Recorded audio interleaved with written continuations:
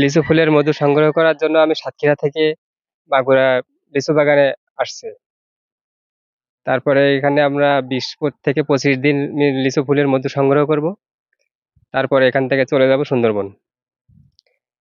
20 থেকে 25 দিনের ভিতরে আমাদের মধু 130টা বক্সে এরকম 30 থেকে 35 মণ মধু হইতে পারে। তার থেকে দেখা যায় আমাদের খরচ খরচা বাদ দিয়ে কিছু লাভ্যাংশ থাকতে পারে যদি আমরা সেরকম বেনিফিট পাই, মানে দাম সেরকম পাই। আর যদি পর্যাপ্ত পরিমাণ মধু সংগ্রহ হয় তাহলে মনে করেন যে একটু পাইকারি হিসাবে দাম কমে যায়, সিন্ডিকেট আছে, সিন্ডিকেটের কারণে আবার দাম কমা বাড়া এটা হইতে পারে। আর অনেকেই বলে যে লিচু বাগানে বসাইলে ফলন কম হয় কিনা, কিন্তু আমরা কৃষি ক্ষেত্রের থেকে যে যেটা ট্রেনিং নিয়ে পেয়েছি সেটা হলো আপনার পরাগায়নের ক্ষেত্রে লিচুর ফলন আরো বৃদ্ধি পায়। এই কারণে লিচুর বাগানে আমাদের মধু সংগ্রহের জন্য আসা।